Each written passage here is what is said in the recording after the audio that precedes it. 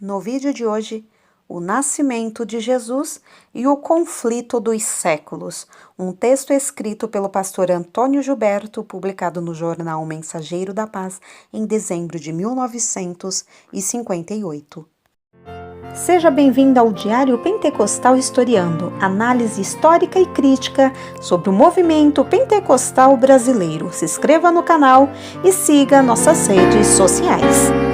O povo que não conhece a sua história está condenado a repeti-la. E o anjo lhes disse: Não temais, porque eis aqui vos trago novas de grande alegria, que será para todo o povo. Pois na cidade de Davi vos nasceu hoje o Salvador, que é Cristo, o Senhor. Lucas 2, 10 e 11. O texto bíblico supracitado nos fala do evento indizível e maravilhoso que teve lugar naquela noite memorável, quando, fora dos muros da pequena Belém, conforme o profeta vaticinara, Miqueias 5:12, o anjo do Senhor, como arauto celestial, proclamou ao mundo a mais sublime mensagem que jamais se ouviu: nasceu o Salvador. Enquanto a cidade fervilhava de gente por causa do recenseamento decretado por César Augusto, nas campinas de Belém ecoava a sublime mensagem do nascimento de Jesus. A humanidade de então não se apercebeu de que havia chegado o prometido das nações, a não ser um grupo de humildes pegoreiros que guardavam os seus rebanhos nas vigílias da noite, os quais ouviram a doce nova transmitida pelo anjo e foram até Belém ver o recém-nascido. Havia outros judeus ortodoxos que esperavam a consolação de Israel, como Simeão e Ana. Do Oriente também vieram uns magos que, por meio da sua profunda ciência, viram a sua estrela e vieram adorá-lo, trazendo-lhe presentes. É ali, junto à manjedoura, onde os animais comiam e se abrigavam, que vemos até que ponto se humilhou o Filho de Deus, de modo a nascer num lugar tão desprezível. Aquele que criou os céus, fundou a terra, deu luz às estrelas. Ele, que o céu dos céus não o podem conter, nascia agora num estábulo despido de toda a glória e majestade. O apóstolo São Paulo, ao meditar na sua graça inefável, diz: tornou-se pobre por amor de nós, para que por sua pobreza enriquecêssemos. Ninguém jamais desceu tanto quanto Jesus, que, habitando no lar celeste, na divina companhia do Pai e dos seres angelicais, desceu a este mundo vil para cumprir o plano de Deus e redimir as nossas almas que estavam escravizadas pelo pecado, e a justiça de Deus exigia condenação. Sendo filho de Deus, tornou-se filho do homem, pois do lado humano era descendente de Davi, para que nós, os filhos dos homens, nos tornássemos filhos de Deus. Veio habitar com os homens, para que um dia os homens pudessem habitar com Deus. Prostremo-nos em reverente atitude junto à manjedoura ao lado de José e Maria e miremos suas frontes sorridentes, olhando para o menino Jesus tão pequenino, tão humano, tão terno, tão infantil naquele berço esquisito que nenhum casal, por mais pobre que fosse, consentiria que seu filhinho nele nascesse. Ali estava o Emanuel, aquele que, já depois de homem feito, repreendeu os demônios, multiplicou o pão para os famintos, tomou posição ao lado dos sofredores e oprimidos, andou por cima do mar, dominou as forças da natureza. Mas, naquele momento, sujeitava-se aos cuidados e aconchego de uma mulher. Aquele que agora está envolto em nuvem de deslumbrante glória e que mais tarde João ouviu, rodeado de glória e majestade na ilha de Patmos, ali estava envolto em panos, como nos diz um inspirado evangelista. A cidade transbordava de forasteiros obedientes ao decreto real, e o Evangelho diz assim: não havia lugar para eles na estalagem. Havia lugar para todos, menos para Jesus. Foi ali que começaram os seus sofrimentos. A promessa bendita de sua vinda vinha desde o Éden, quando o primeiro homem foi tentado e caiu. Gênesis 3:15.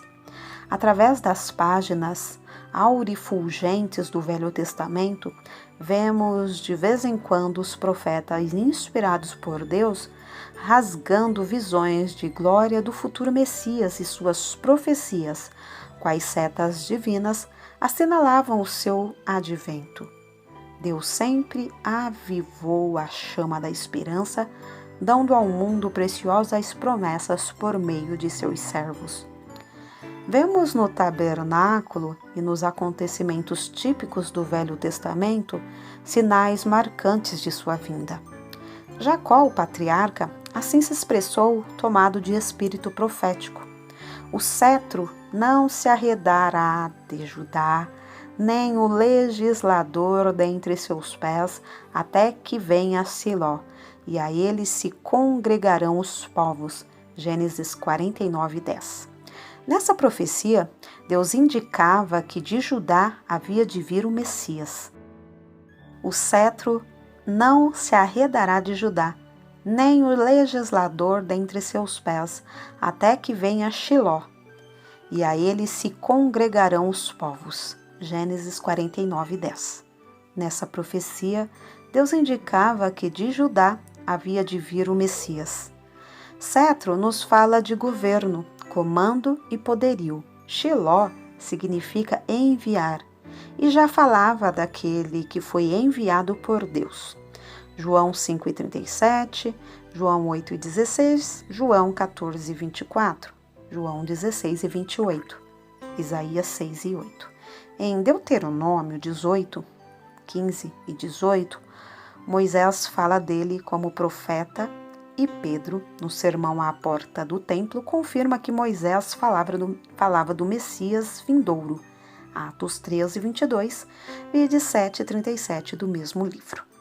Davi, nos seus salmos, ele fala de Jesus como se fosse testemunha ocular da sua passagem por este mundo.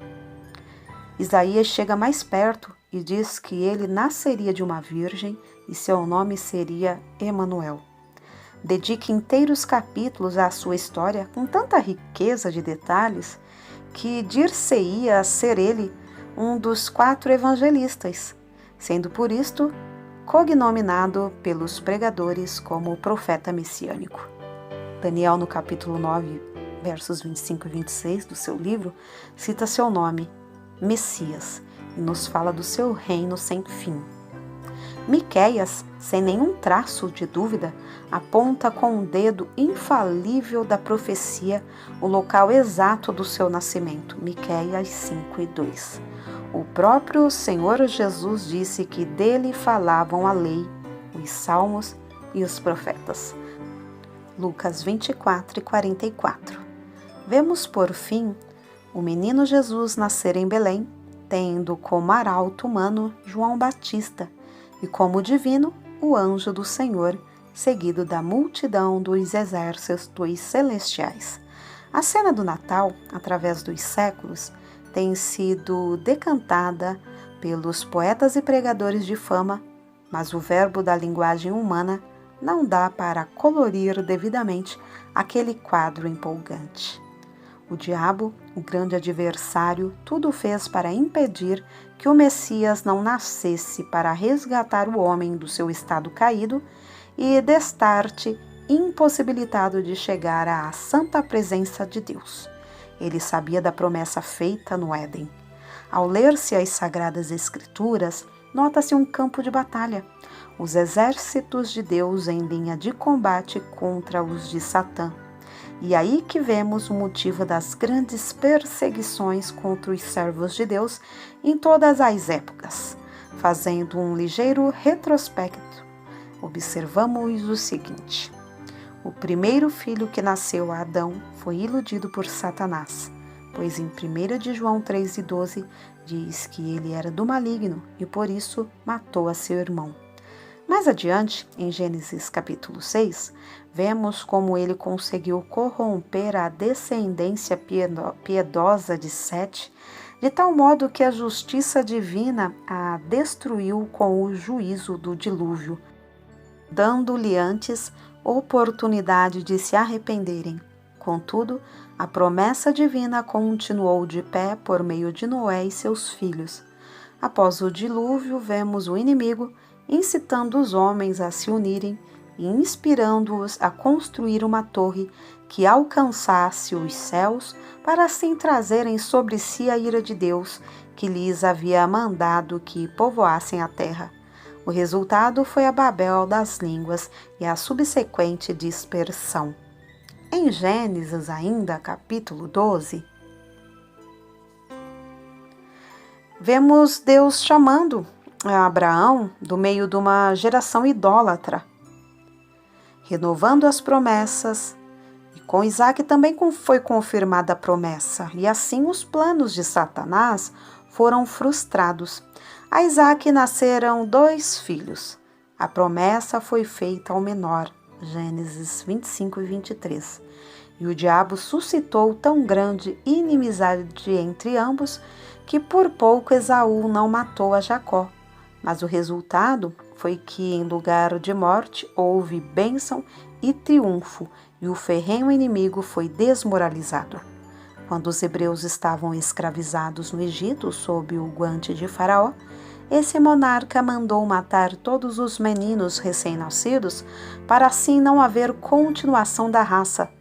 Mas o que se viu foi Deus mudando tudo, e Israel saindo do Egito com inumerável multidão, em que só varões de guerra se contataram 600.000.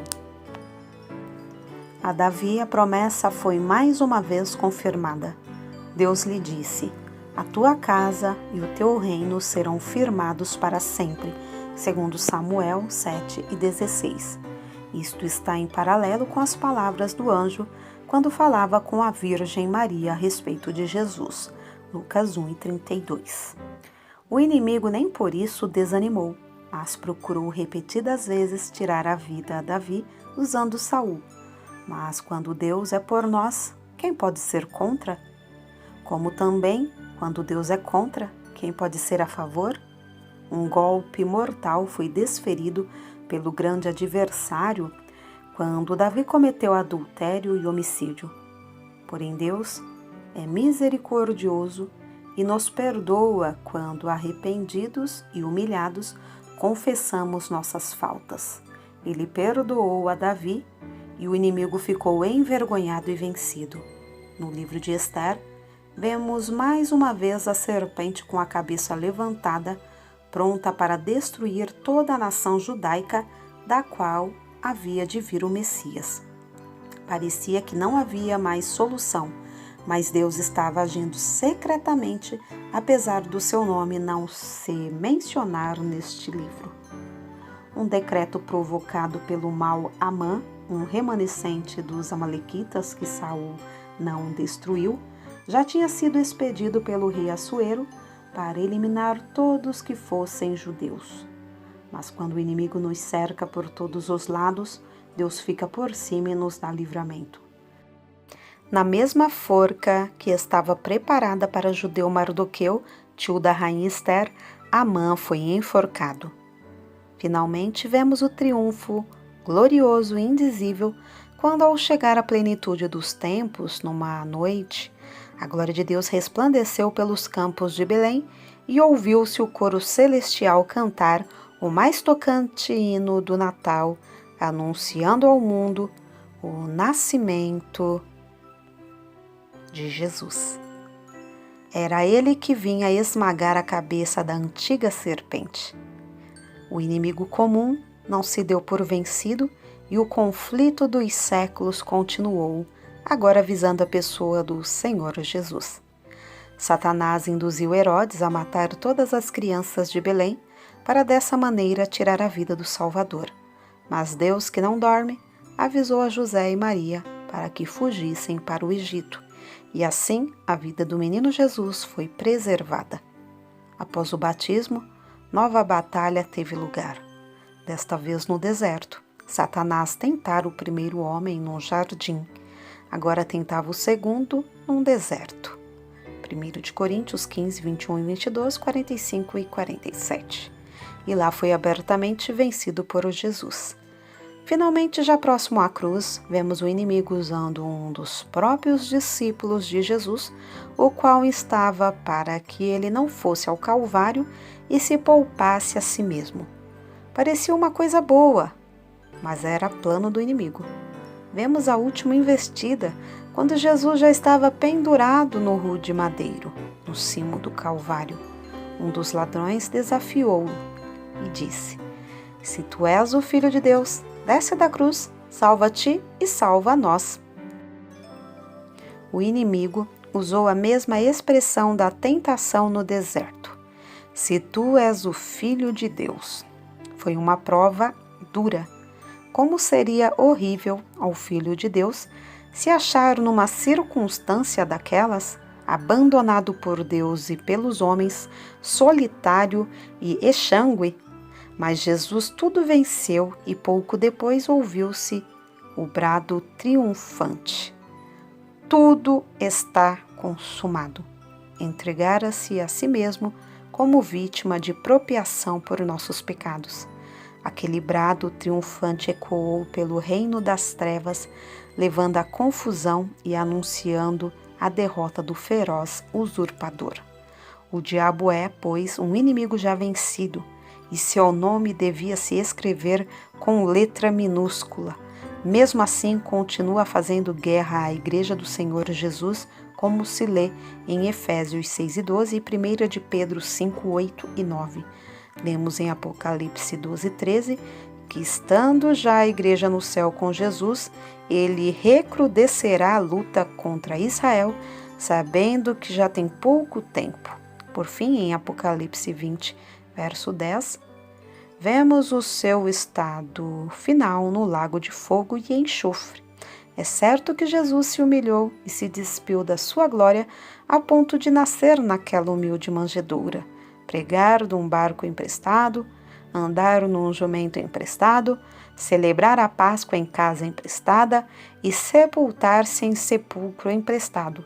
Mas na ilha de Pátimos, já ressurreto, ele apareceu a João e o seu rosto era como o sol quando na sua força resplandece. E disse-lhe: Eu sou o primeiro e o último, e o que vivo e fui morto, mas eis aqui estou vivo para todo o sempre. E tenho as chaves da morte e do Hades. Apocalipse 1, 17 e 18. Agora, sob o sangue precioso de Jesus, podemos dizer com o apóstolo Paulo: graças a Deus que nos dá a vitória por nosso Senhor Jesus Cristo. 1 de Coríntios 15, 57. Antônio Gilberto, 12 de 1958. Aleluia.